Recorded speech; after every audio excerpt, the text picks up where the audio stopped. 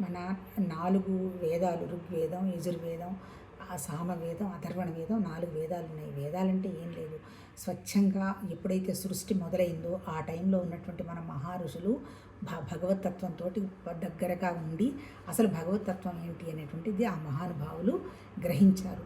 గ్రహించిన తర్వాత వాళ్ళు కొన్ని ఇప్పుడు ఏంటి, మనిషి జీవించాలంటే ఒక రూల్ బుక్ లేకపోతే ఇష్టం వచ్చినట్టు ప్రవర్తన జరుగుతుంది. కాబట్టి కొన్ని రూల్స్ పెట్టారు. ఏంటి, మామూలుగా నువ్వు ఇదిగోనమ్మా పొద్దున్నే లేవడం, ఇదిగో అనుష్ఠానం చేయడం, 4 రకాల మనుషులు ఉంటారు, శరీర శ్రమ చేసేవాళ్ళు ఉంటారు, అది చెయ్యాలి. అలా కాకుండా బుద్ధిని ఉపయోగించే వాళ్ళు ఉంటారు, వాళ్ళు చెయ్యాలి.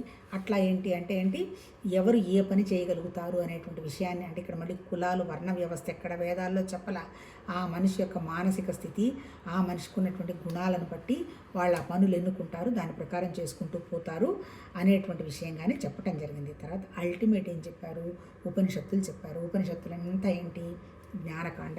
నువ్వు వచ్చిన పని, నీ కోరికలు ఇవన్నీ నెరవేరిన తర్వాత ఈ నెరవేరుతున్న క్రమంలోనే మన మనసుని ఎట్లా మనం ప్రశాంతంగా పెట్టుకుంటే, మన బుద్ధికి వివేకం వైరాగ్యం కలగజేస్తే మన చైతన్యంలో, అంటే మన చిత్తంలో ఉన్నటువంటి తయారు చేసుకున్నటువంటి వస్తువులు, మనుషులు, ఆలోచనలు వాటన్నిటినీ కూడా మన నిశ్చల బుద్ధితోటి వైరాగ్యంగా తీసేసుకుంటూ గనకపోతే ఉన్నదంతా ఒకటే పరమాత్మతత్వం. ఆ తత్వానికి మనకి పిసరంత కూడా తేడా లేదని ఆ ఋషులు చెప్పారు. మన మనసుకున్న ఆలోచనలన్నీ తీసేస్తే మన దగ్గర ఉండేది ప్యూర్ కాన్షియస్నెస్సే, అంటే చైతన్యమే. అంటే నా మనసుకు ఒక చిన్న ఆలోచన, చిన్న కోరిక, చిన్న భయం కూడా లేదనుకోండి, నేను భగవతత్వమే.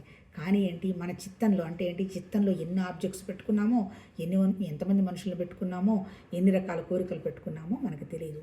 ఆ రకంగా భగవతత్వాన్ని మనం నిరాకారంగా చూడమని చెప్పారు. కానీ ఇట్లా అంటే ఏంటి, మనుషుల్ని పూజ చేస్తూ ఆ మనుషులు ఎలా చేశారు, వాళ్ళు ఎలా జీవిస్తున్నారు, దాన్ని మనం అడాప్ట్ చేసుకోవాలి. అంతే తప్ప ఆరాధించడం కాదు. అంటే మన వాళ్ళు అంటుంటారు వ్యక్తి ఆరాధన అని. అది మన మనసులో ఇన్బిల్ట్గా పెట్టుకొని ఉన్నామన్నమాట. దాన్ని మనం ఇప్పుడు తొలగించుకోవాలి. ఇప్పుడు రాముడు మనకి రేపు అదేంటి, శ్రీరామనవమి వస్తుంది.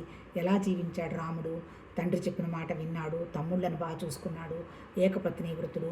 ఆ తర్వాత ఇంకా ఏంటి, రాజ్యాన్ని అద్భుతంగా పరిపాలించాడు. ఎలా జీవించాడు, మనం అలా జీవించాలి. తర్వాత కృష్ణుడు ఎలా జీవించాడు, ఎన్ని సమస్యలు ఉన్నా మొహం మీద చిరునవ్వు పోగొట్టుకోలే. అంటే ఏంటి, ఆయన స్ట్రాటజీ అంతా ఎట్లా ఉంది, 100 సార్లు శిశుపాలుడికి టైం ఇచ్చి 101సారి తీసి పడేస్తాడు. అంటే ఏంటి, ఎంత పేషెన్స్, అంటే తనకు ఆ సామర్థ్యం ఉన్నా కానీ దాన్ని ఉపయోగించుకోలే. వీడు మారతాడేమో అని. అట్లా మనము ప్రతి చోట నిరాకారంగా ఉన్న శక్తిని భగవతత్వానికి లింక్ చేసి మనము నేర్చుకుంటూ మనం కూడా నిరాకారంగా ఉన్నటువంటి స్థితికి మనం వెళుతూ ఉండడమే ఆధ్యాత్మిక.